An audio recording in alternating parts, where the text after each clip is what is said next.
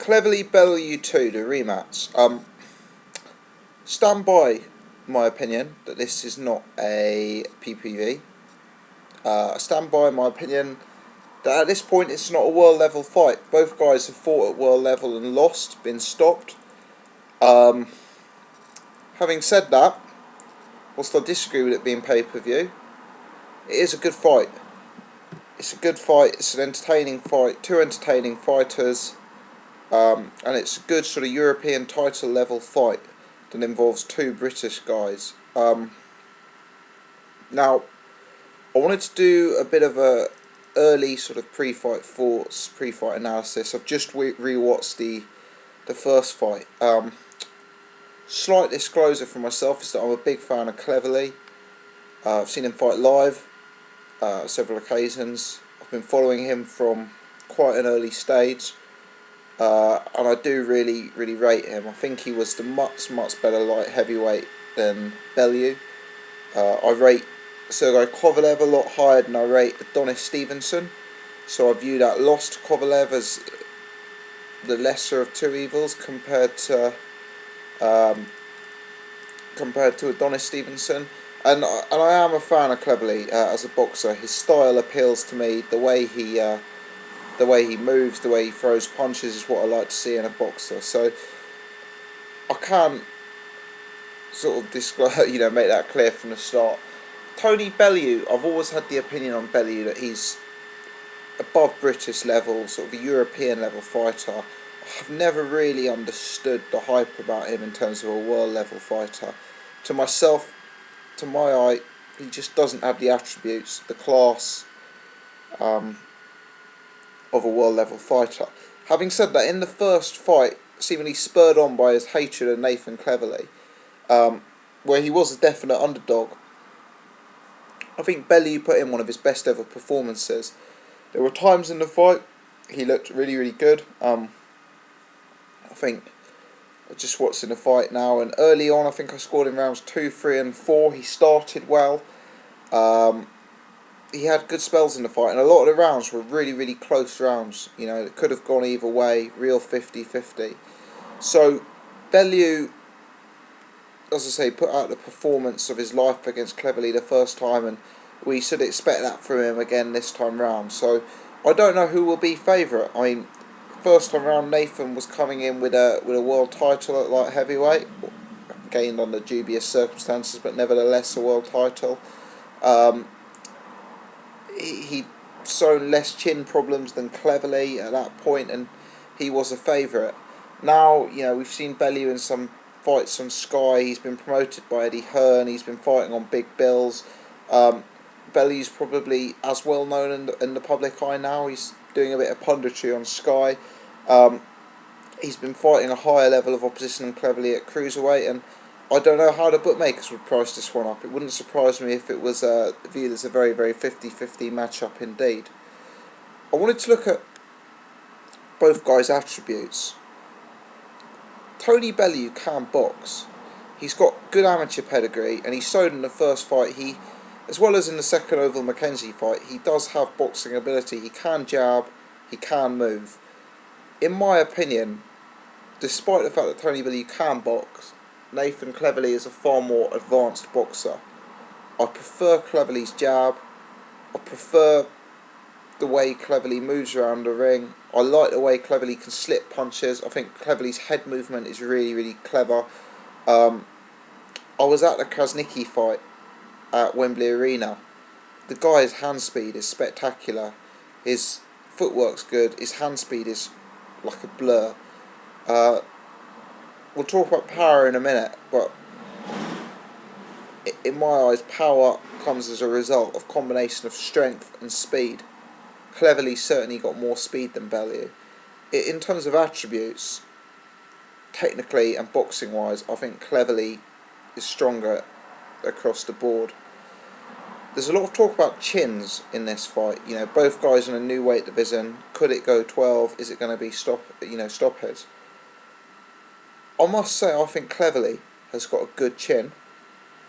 Controversial, I know, after the way he lost to Kovalev, but he's not a guy who regularly gets wobbled in fights. Um, I know when he was with Frank Warren, he was sparring with Chisora when he was a light heavyweight, and Chisora obviously a big heavyweight. I don't view the fact that Cleverly got stopped by Kovalev as meaning Cleverly has a bad chin. Kovalev is a beast, like a massive puncher, and I think that should be written off as an anomaly. I think Cleverly's got a really, really decent chin.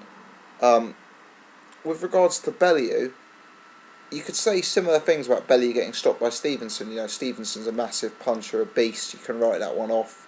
That could happen to anyone against Adonis Stevenson. And to an extent, I accept that. But we must remember, Bellew was dropped by Oval Mackenzie twice.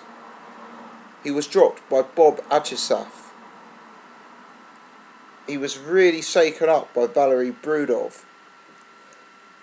These are a slightly lower level of opposition. You know, Bob Ajisaf, Mackenzie, probably more British Commonwealth level fighters.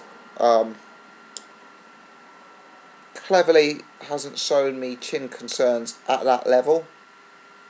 So whilst Cleverly did get stopped by Kovalev, I think Bellew comes in not only with the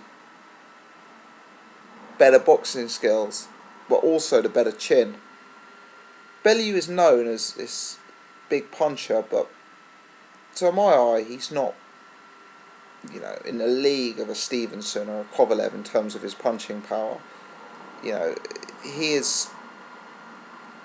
I'm sure he's a okay puncher at domestic and European level, but he's not an elite puncher despite his nickname and despite what he'll have you believe. I don't see Bellew stopping Cleverly.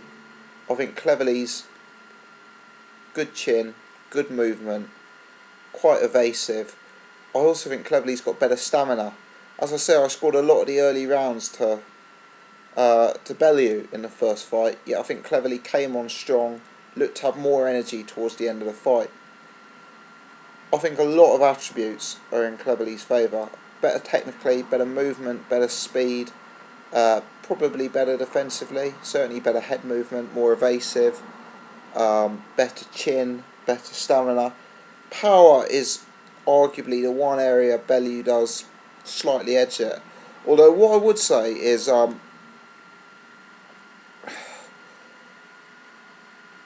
know Bellew was a big light heavyweight, but to me, he looks stronger at the weight than Nathan Cleverly.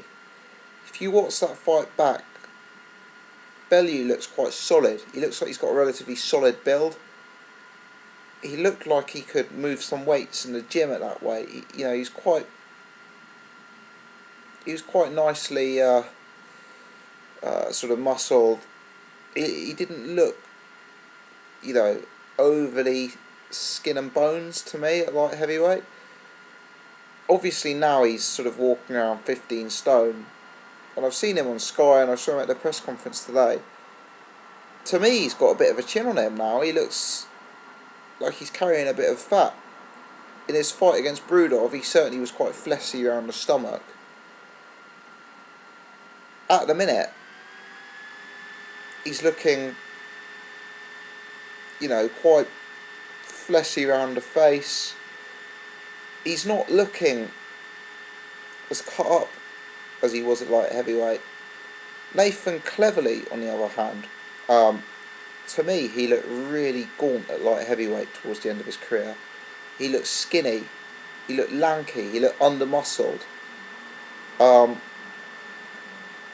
he's walking around, and he'll come in on the cruiserweight limit, I'm sure.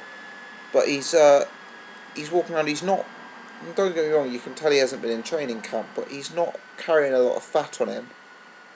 I'm sure he'd be relatively in shape now, topless. I know it's not a beauty contest, but I do think over 12, not carrying a lot of fat and being well conditioned is important. And I think Cleverly will have gained a lot from doing strength training and weights in order to bulk up. To me, if you look at them physically, how gaunt Cleverly was. I mean, to my eye, he's the one who possibly would appreciate the step up more. He wasn't scoring a lot of knockouts towards the end of his light heavyweight career, whereas he's come out, and against very limited level of opposition, scored two very, very early stoppages, one in the second round, one in the fourth round at cruiserweight.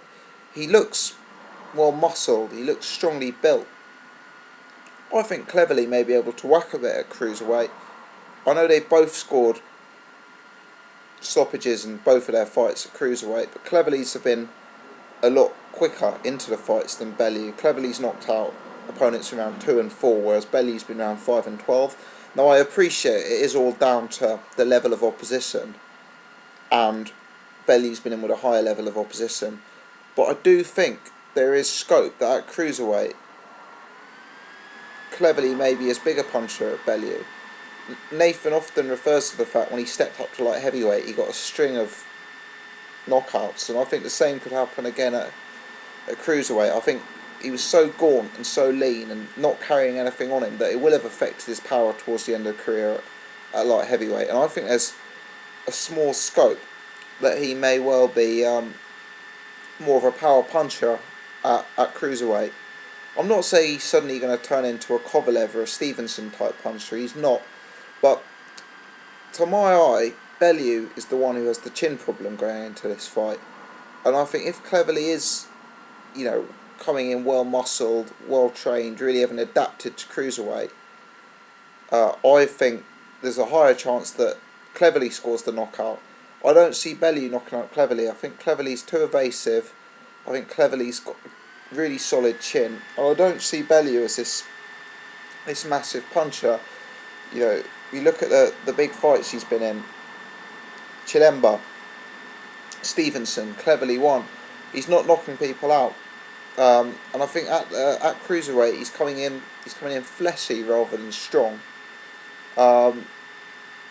So I appreciate this is becoming quite a one-sided preview here, but I'm with Cleverly in pretty much every major area of this fight. I also think, and it's a factor that I think is often not examined in fights regularly enough, I think age is a big factor. Tony Bellew is aged 31, whereas Cleverly's aged 27. Now that's not relevant in itself.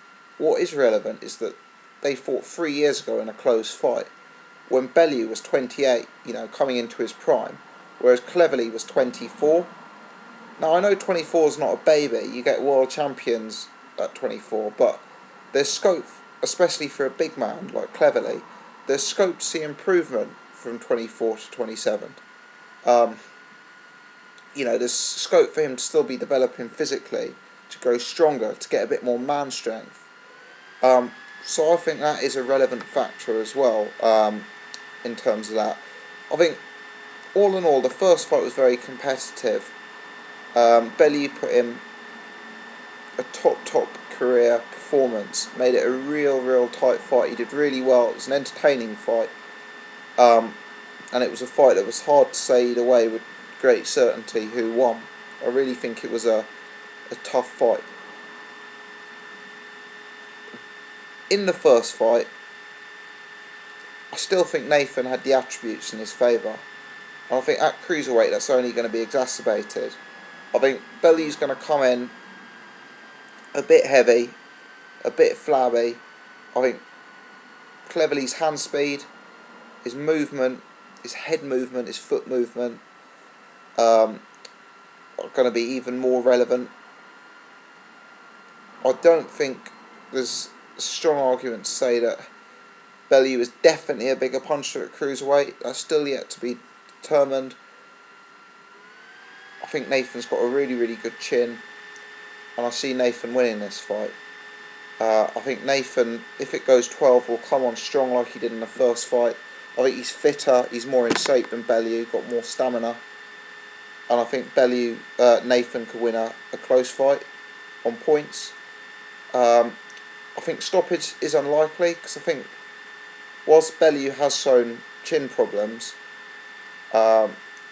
he's only been knocked out by Stevenson, which is no disgrace. Over McKenzie does knock people down. I think he's got chin problems at an elite level, and I don't think at this point Cleverly represents an elite level cruiserweight. It may turn out in a year's time that he is an elite level cruiserweight, but I don't think he's done enough to prove that already. So if there is a knockout, I think it's more likely to be Cleverly. I don't see Bellew knocking out Cleverly. I see Cleverly potentially knocking out Bellew, but my instinct is Cleverly on points. I think that's the most likely. It'll be interesting to see how the build-up develops, and I'll do another video before the fight.